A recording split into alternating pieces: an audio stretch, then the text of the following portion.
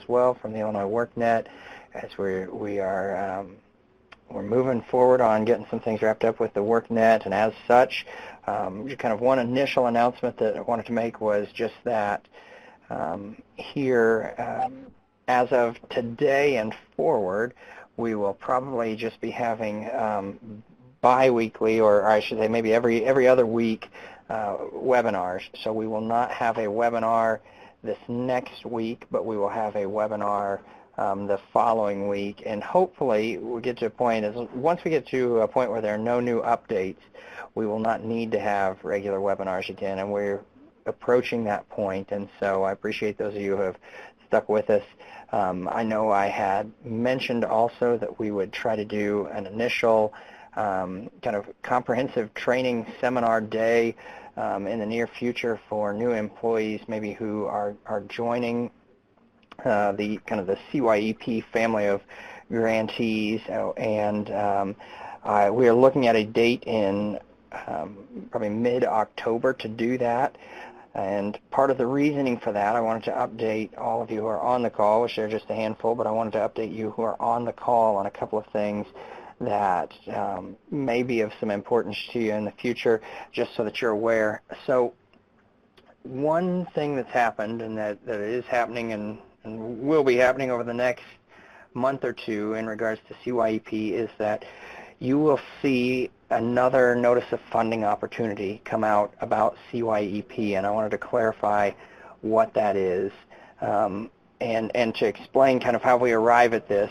And so I know that we've tried to be candid about our funding process in the past, and what we do is that when we prepare grant opportunities, we try to move forward with grant opportunities with the understanding that grants will start on July 1st, and we try to move forward with those opportunities in the spring so that we have grants awarded and we have contracts in place at the start of the fiscal year. If we waited until the General Assembly passed the budget and the governor signed those appropriations into law, if we waited until that point before we issued grant awards, then nobody would ever have a grant award that started on July 1st, just because the process is a lengthy process to get those awards done. So the way that DHS proceeds in deciding how to make grant funding opportunities available is we operate off of the governor's proposed budget. The governor's proposed budget for the fiscal year, I know for fiscal year 19, the governor's proposed budget was released in February. And so based on the numbers in the governor's proposed budget, we prepare to make funding awards, and we begin moving forward with grant applications and things like that. So we did that. In the governor's proposed budget for FY19, we were able to make awards of about $12 million in total for the Youth Employment Program. And the idea, as we had previously discussed, was to be able to make those awards available to our current providers in a way that allowed them to annualize their budgets. So whereas we awarded about $8 million in FY18 to provide about 8 months of CYEP programming from November through the end of the fiscal year, for FY19, we wanted to be able to award 12 months of funding, and so we awarded a total of about $12 million. And that's indeed what we saw, for the most part, in the governor's proposed budget.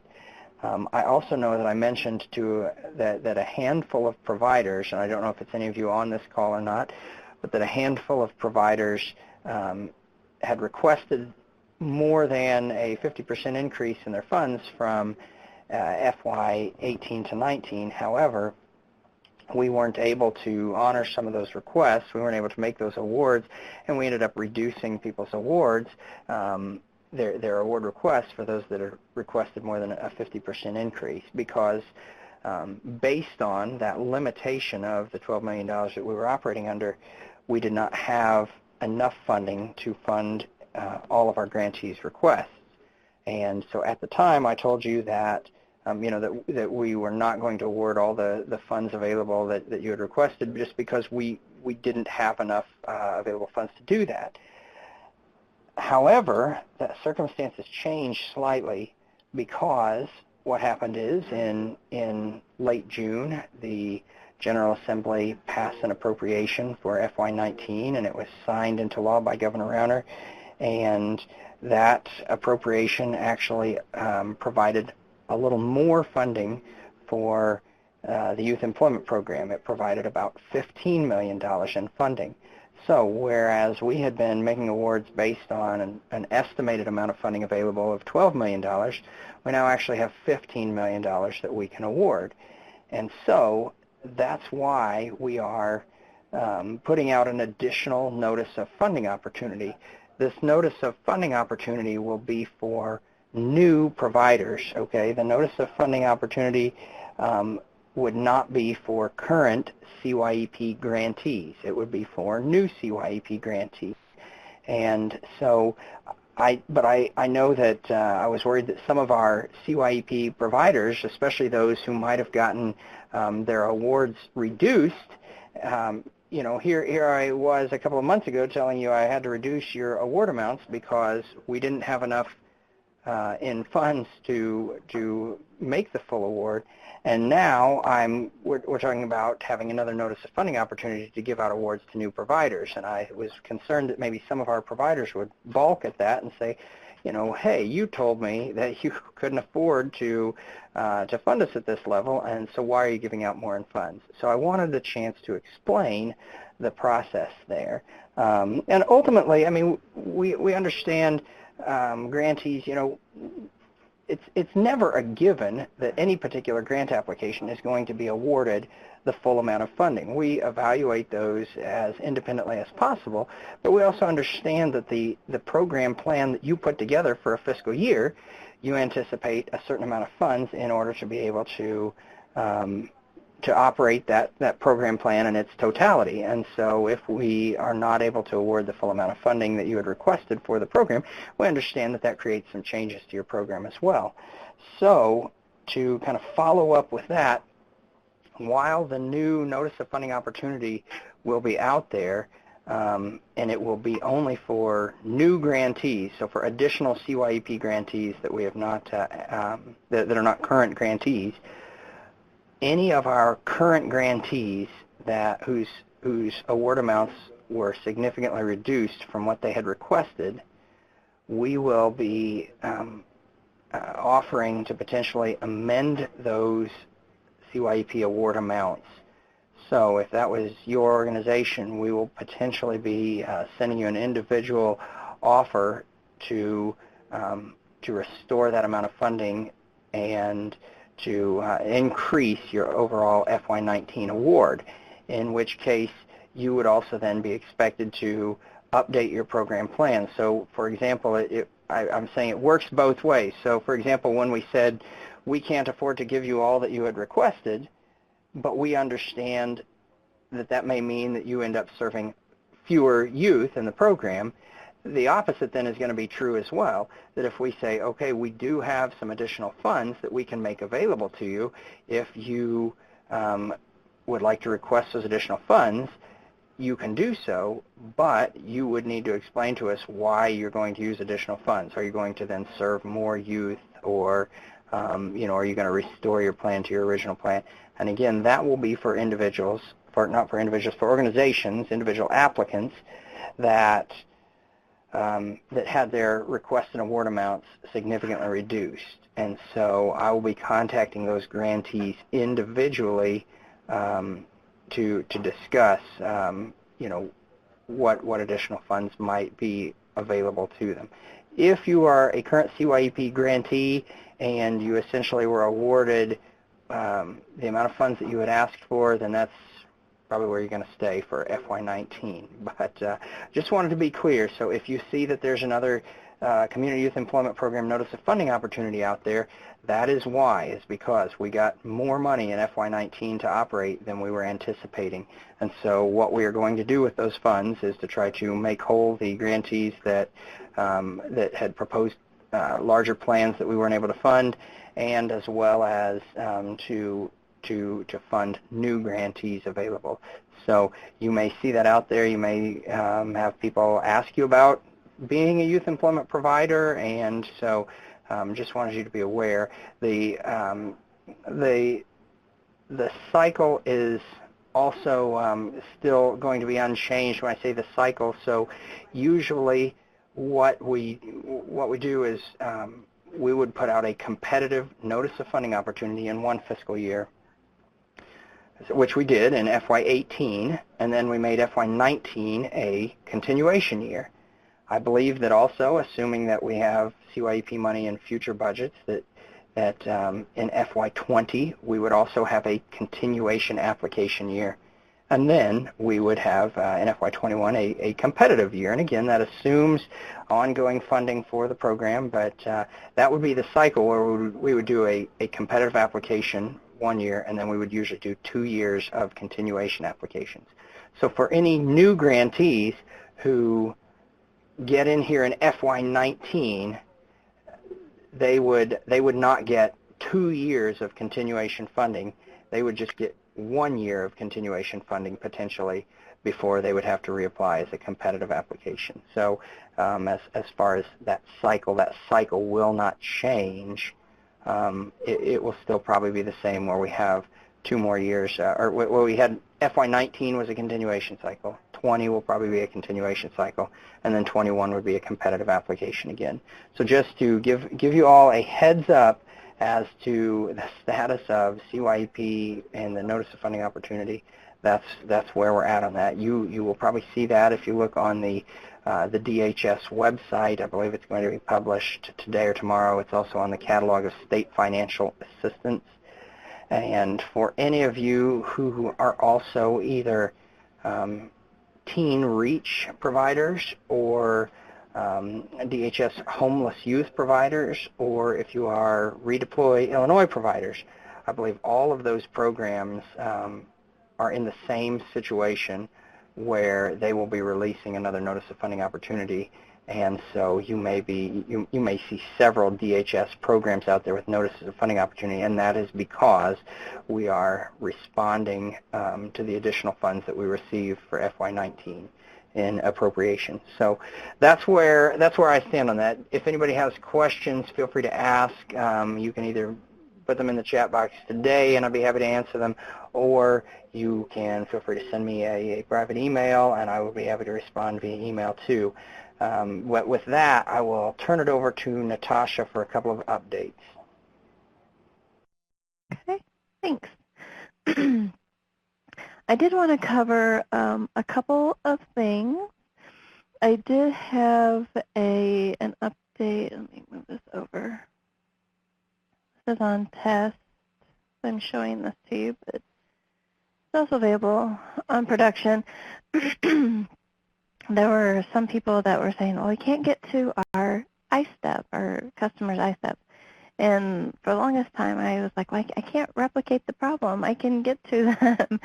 And so I think I finally figured out what area you were talking about. It was not broken on test. It was on production, though, where when a customer goes to their My Dashboard, and we updated the My Dashboard so that the ISTEP is up here at the top of the screen, so they can access their program information.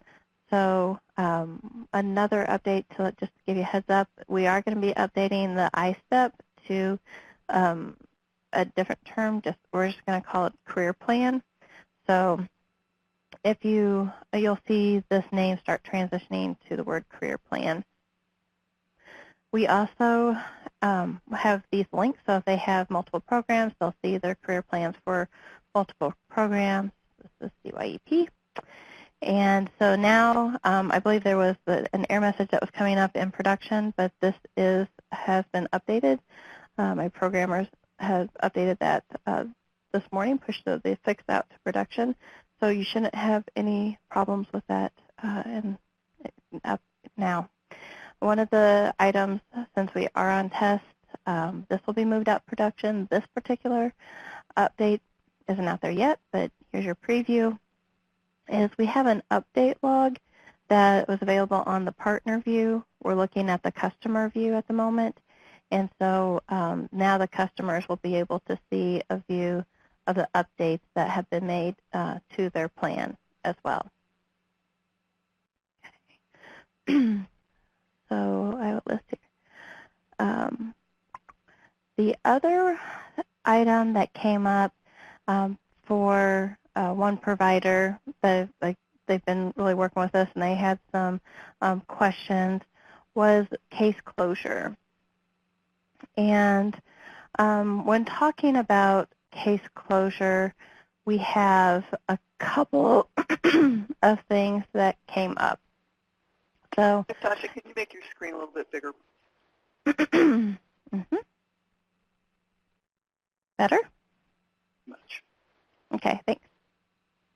So for case closure, if you're not to that point, just to let you know that you go into your customer's information and you click on the Progress tab, and there's a section called Case Closure. And this particular person I have marked as closed already. Not sure if it goes back. I have to refresh this page to see if make sure it comes unclosed. Not closed. Okay.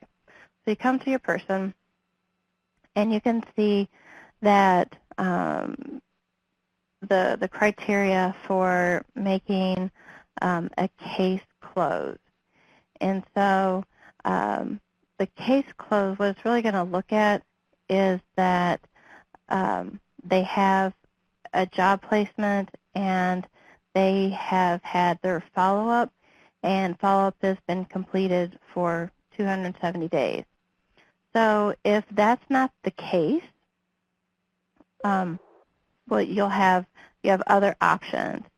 So if they haven't completed follow-up or haven't been started like a continuous employment for the 270 days, then you have two other options. One is youth is not placed with a CYEP employer and is not working towards employment, or the provider is unable to verify employment.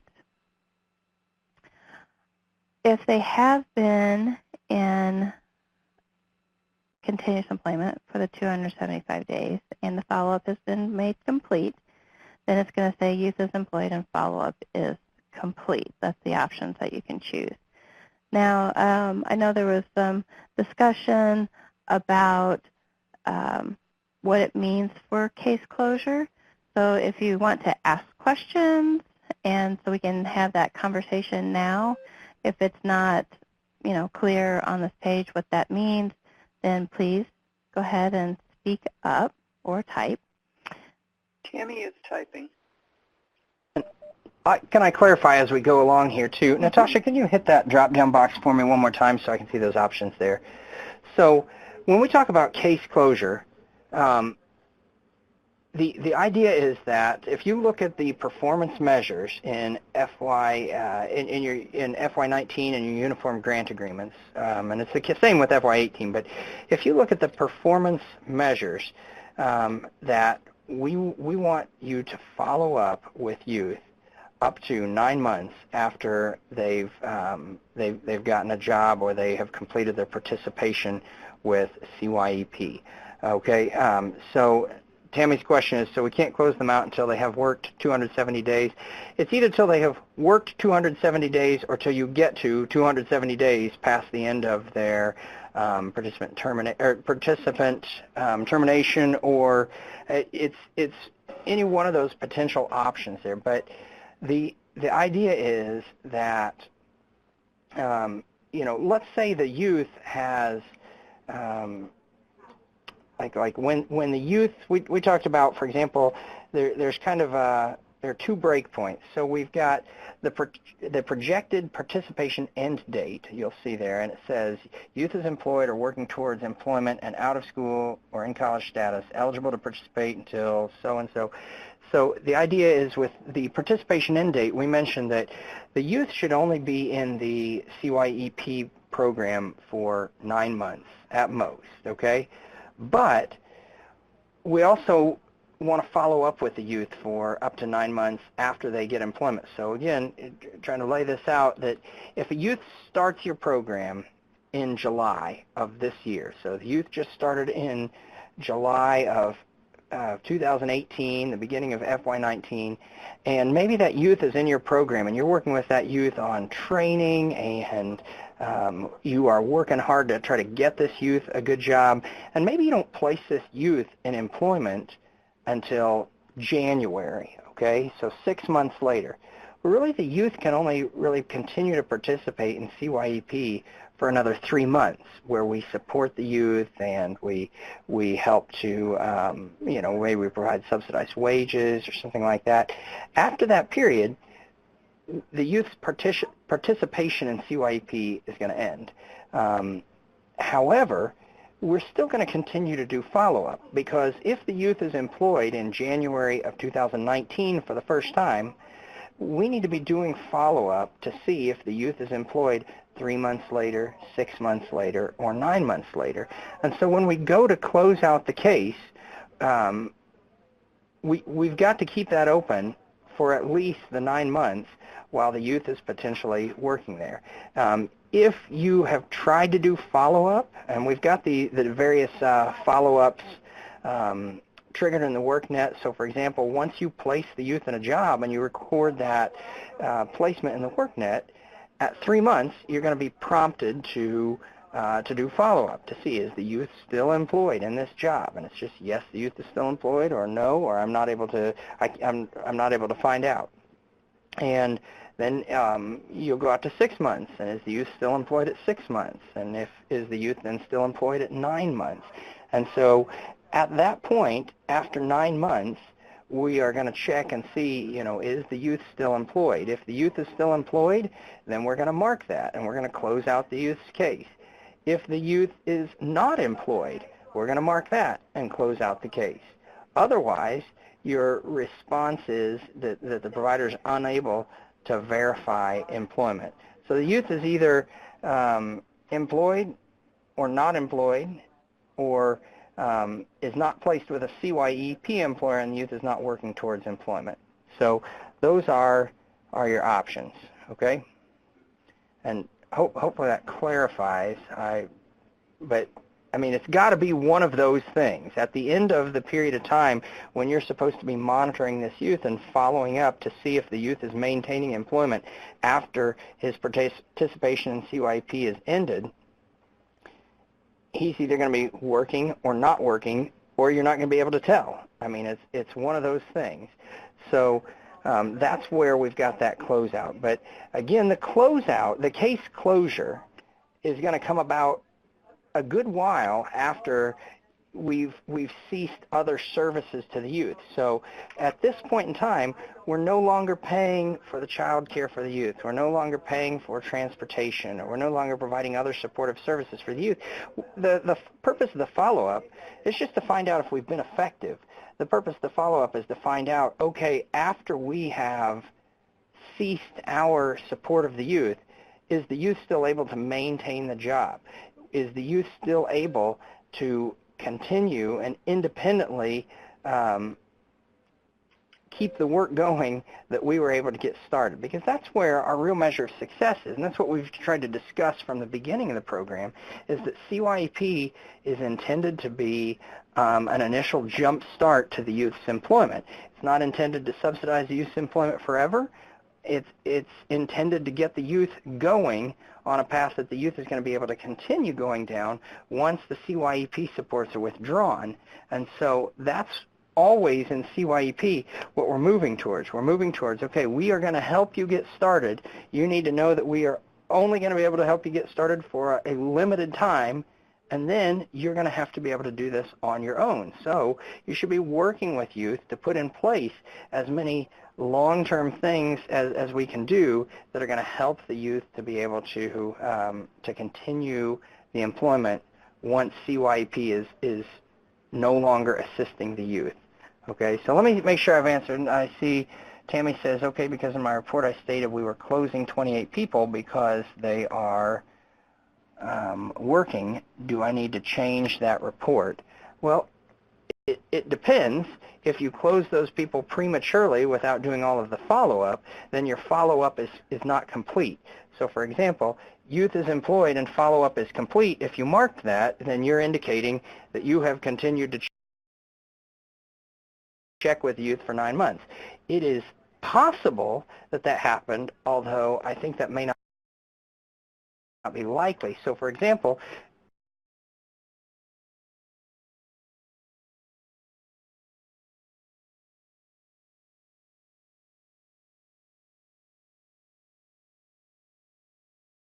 if that were to happen,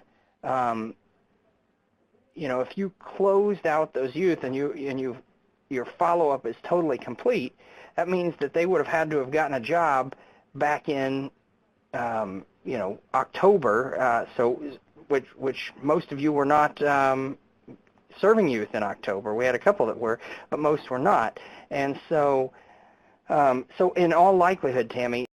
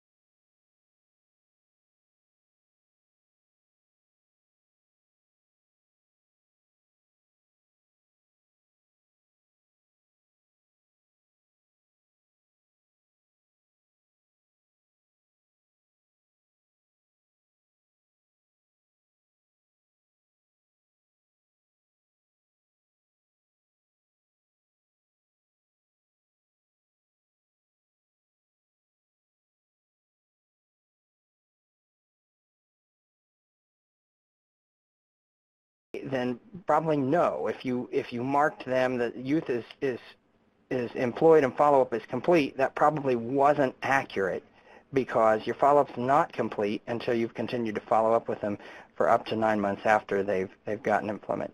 So let me look at Jay's question. So if a youth is disengaged with the program, is that case closure? What if they re-engage later? Do they get another 270? So if the youth is they disengage from the program, yeah, we would close the case, because you wouldn't be able to follow up with the youth. If they disengage from the program, and I guess it depends, Jay. If they disengage from the program after they got a CYEP job placement, you could continue to follow up with those youth and do the follow-up, like if they disengage from the program. If they disengage from the program before they get a CYEP job placement, and so you were never able to place them in a job, then we're not going to need to do that follow-up, and you could go ahead and close out the case. And then what if they re-engage later? Then yeah, it would start over.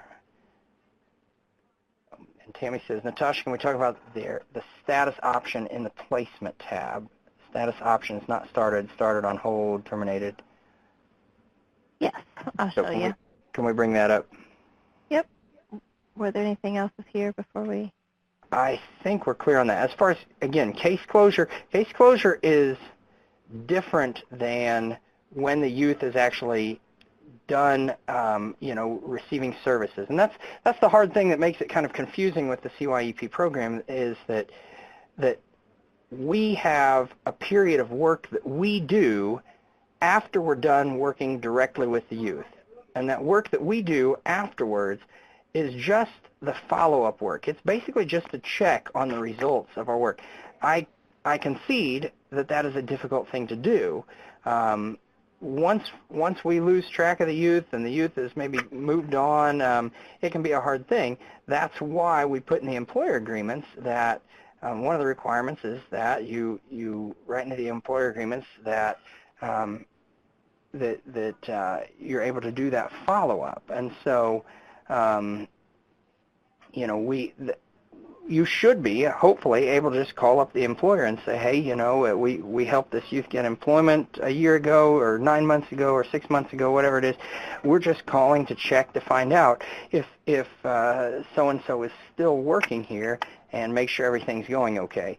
And assuming the employer says, yeah, this person still works here, then we would say, great. And we would just mark that we did follow-up at 3 months, and then we would do the same thing at 6 months, and then we would do the same thing at 9 months.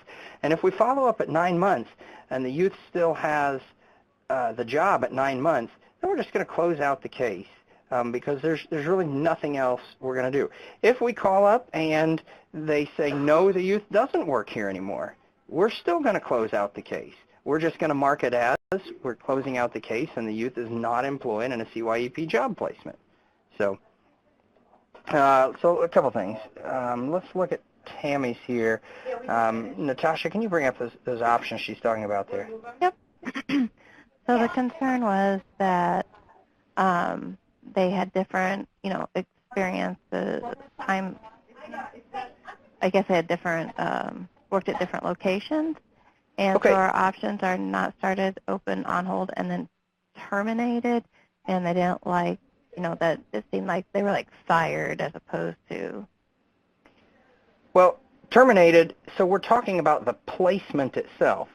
So the placement is either ongoing or it's not ongoing. I mean, it's either happening or it's finished. There is no such thing as successful completion of employment, I guess. Not until you retire, right?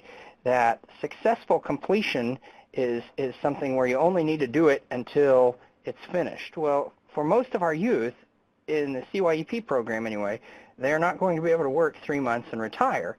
The idea is that they are going to be working long term, and so there is no successful completion of the CYEP job.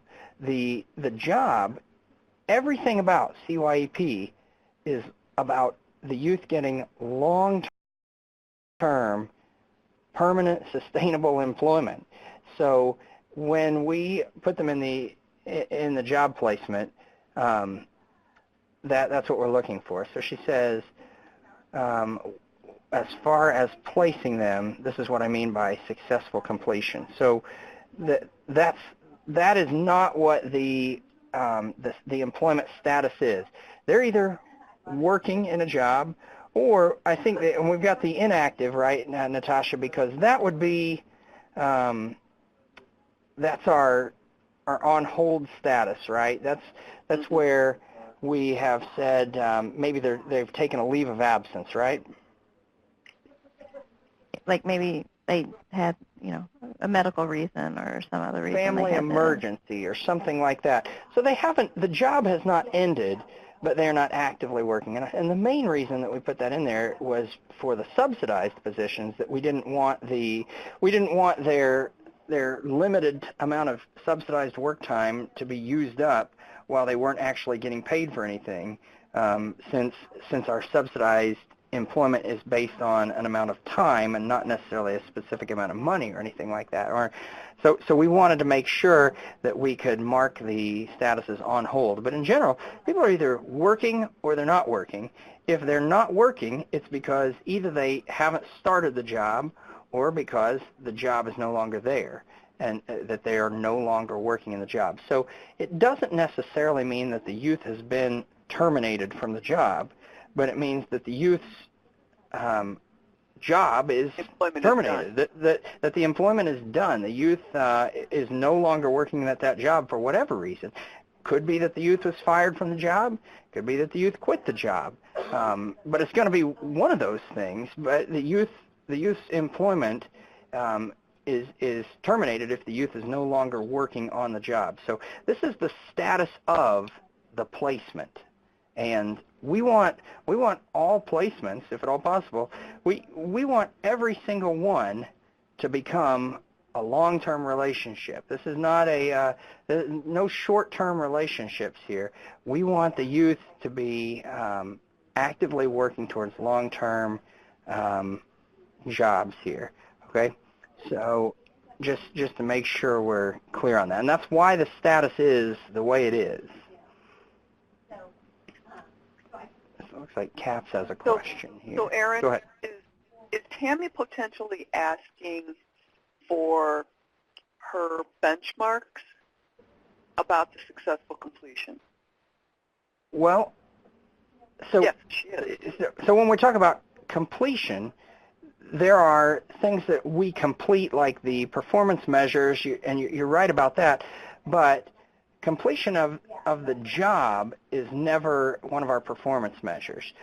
Maintaining the job is a performance measure.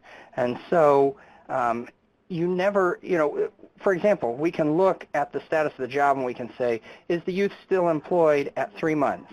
And we can say, yes, the youth is still employed, or no, the youth isn't employed. If the youth is still employed at 3 months, we've got a particular percentage of youth placements that we expect to still be employed at 3 months. We've got a particular percentage that we expect to be employed at 6 months, and then again at 9 months. So again, those things I suppose are complete when you get there, but the goal is never to stop them once they're complete. So for example, if a youth makes it to 3 months on the job, we wouldn't say, okay, we're glad you made it to 3 months and now you're done. You don't have to work anymore. We would continue to expect that youth to maintain the employment beyond that.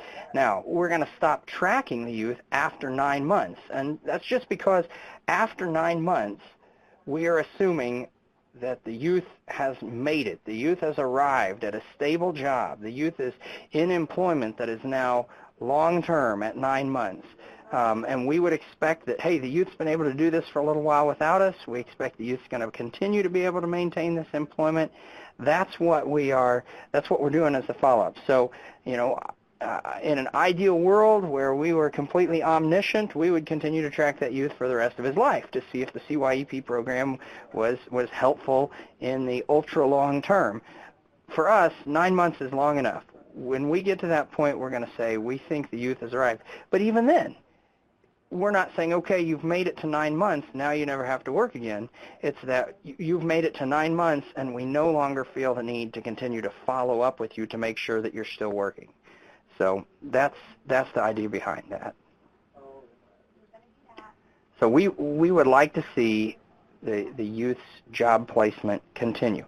We understand that not everyone's will, and that's why we don't say 100% of all youth participants have to be employed at each mark. We understand that some youth are not going to make it 3 months. We hope all of them do, but some inevitably won't. There are some that are not going to make it to 6 months, and some that are not going to make it to 9 months. Keeping a job 3 months is one thing. Keeping a job 9 months is harder. It's harder for youth who have struggled to get employment, which those are often the youth that we're working with. So it's going to be difficult for them to maintain a job for 9 months, but that's still our goal.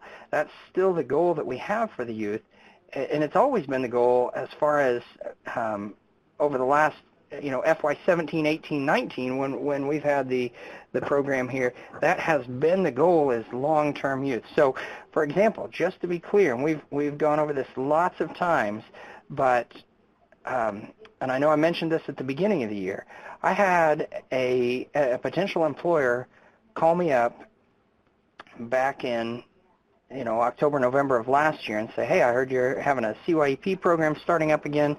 We need some free labor for a short-term project, and we want to contact your CYEP providers. We want to put their kids to work. And I said, okay, well, I'm grateful to hear about the opportunity, but when you say a short-term project and free labor, what do you mean? And they said, well, we know you give subsidized wages, and so we want those kids to come and work for us for free for 3 months and get some work experience. And I said, okay, we're not going to do that. We're not going to place youth in temporary short-term jobs for work experience. I cannot say it enough. I've been saying it since the beginning of the program that is not the goal of CYEP. It's not that those things aren't important. It's that that's not the point of this program. This program, the overarching goal, is long-term, unsubsidized employment, meaning the youth is able to maintain that job on his or her own without us paying the wage, because ultimately that's all the youth is going to have available to him in the end. At some point in time, CYEP is going to end, and that youth is going to have to be able to earn on his or her own, and that's what we want to happen. And so everything that we've done, we've tried to structure in the workNet, but in the overall content of the program, we have tried to encourage our providers that is your primary mission, is to find work for these youth that they're going to be able to continue in successfully over the long term. It can be part-time for now. So, for example, if you're working with in-school students and you're trying to get them some part-time employment, that's fine. But there's a difference between part-time temporary and part-time permanent employment. We're looking for part-time permanent employment. So for example, they may only work 10 or 15 hours a week, but we don't want that employment to only last 2 or 3 weeks and then be done. It's okay if they work 10 or 15 hours a week, but we want that job to continue in the long term. We're not looking for seasonal, we're not looking for temporary, we're looking for long term. So if I've not drilled that enough into you, I just wanted to repeat it many times because I still think from time to time there's some confusion about what the goal is in terms of the employment for the youth. That is the goal, and that's why we've structured the workNet to set up. We don't want to give people options that say, okay, you know, you've completed this worksite placement. There really is no such thing as a completed worksite placement. The job in most individuals' lives is complete when they no longer need to rely on that job for the income needed to survive. And for many people, that does not happen until very late in their life. And so I suppose it's possible, but it is extremely unlikely that that's going to happen in CYEP, where in the short time that we're following up with them, that they have earned enough money that they no longer need to work ever again. So we expect that they will need to continue to work, and we want to put them in a position to be able to do that and to be successful. And because we know how important a job is to the success of youth.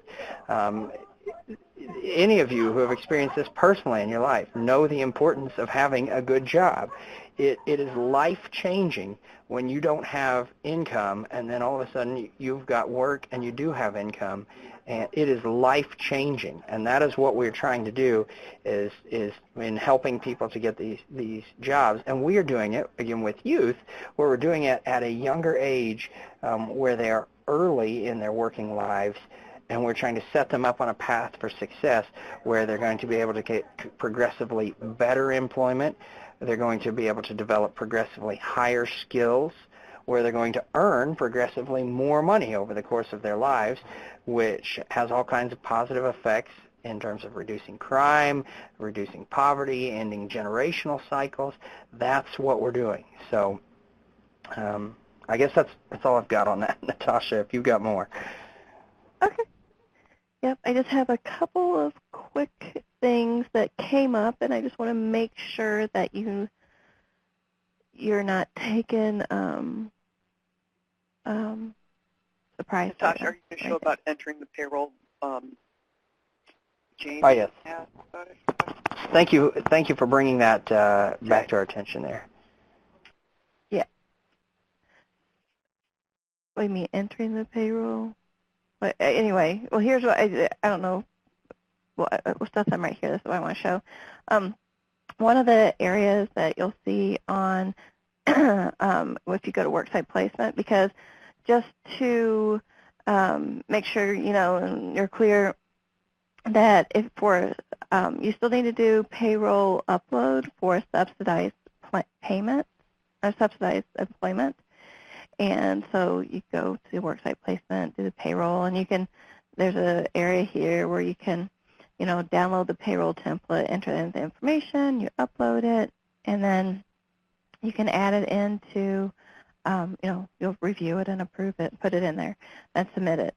There's a status over here to the far right that says not reviewed and approved. Again, we're using the worksite placement tool. That's a global tool available in Illinois WorkNet for multiple projects, and some projects use the status as from the state level to approve and to indicate that they've been approved. I just want to be clear that you still need to upload the payroll upload for subsidized employment, but you won't see this change to approved, so you don't have to worry about this column. I know some people had some current concerns about that, and don't worry. The main thing you just got to know is you still need to upload subsidized payroll into Illinois WorkNet, and we'll use it for reporting, but it's not something that's going to necessarily be approved in the system. And Can I comment on that really quickly too, just Sure. to let you know? So it's not approved in the system because it would not be appropriate for me to approve it anyway, because I don't have any more material information about your payroll than you do. You have the best information about your payroll to be able to enter that in there. So I will not review and approve your payroll in the workNet system because I don't have any way at this time of verifying whether or not it's accurate. What we would do is then, what we will do and what is useful is that when you submit your expenditure documentation forms, your monthly billing for the CYEP program, we're going to begin comparing it to what you've got in the workNet. So for example, if you say that we spent so many dollars on youth wages, and we spent, let's say, $10,000 on youth wages and benefits, and I look in the workNet and I see that you've only reported $500 in youth wages and benefits, then I'm going to question that before I will approve your expenditure documentation form. So that's the case. And of course, anything that you put in the workNet, if you do report a certain amount of payroll, ultimately, during regular monitoring processes, we will check that. So we often, through our monitoring processes, and this is, I think, fairly standard in DHS and just in general, that we operate kind of on a trust but verify type of system where it's the same way with your expenditure documentation forms. You will report expenditures, and we give you the benefit of the doubt that they're accurate. But also, at some point in time, we're going to go out there and ask to see your receipts and your invoices and verify that what you've reported to us is accurate. And assuming that it is accurate for a couple of months, we don't find additional problems, and we give you the benefit of the doubt that your reporting is regularly accurate. If we go out and we survey 2 months of expenditures and we find multiple problems, then we're going to consider the risk and do further monitoring and probably look at additional months as well, because we're going to assume that you have systemic problems that we need to delve into further. So it's the same when it comes to uploading payroll, that you should have verification of your payroll on file. Whatever you're reporting in the Illinois WorkNet, you should have documentation to go along with that, and at some point in time we will probably request it to verify that what you're putting in the WorkNet is accurate and it's documented. Okay, thanks. The next area that came up that people had some questions would be the periodic performance report. And the report, you'll see what dashboards, groups, provider info, worksite placement, and reports. So we have reports. You'll see CYEP reporting.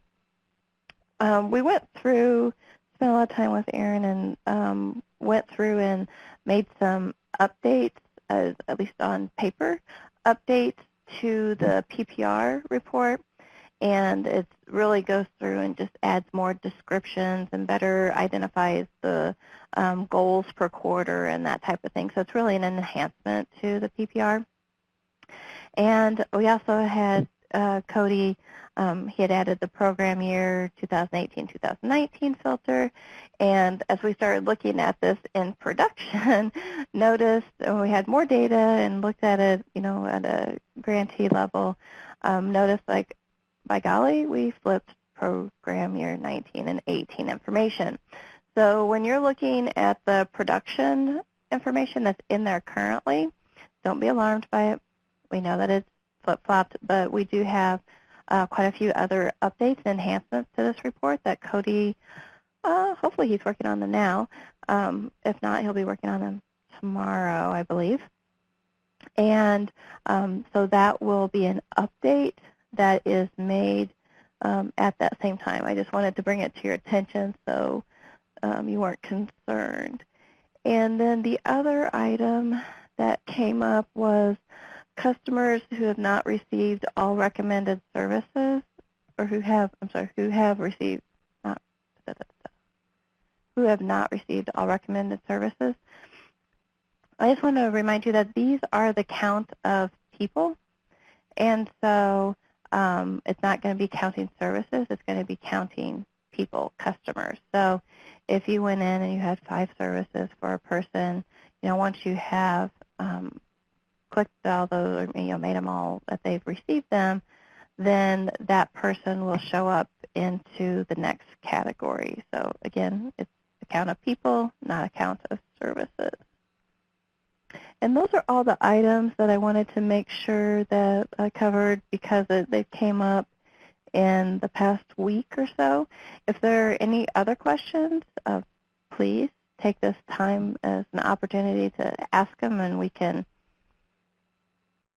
look at them, screen share.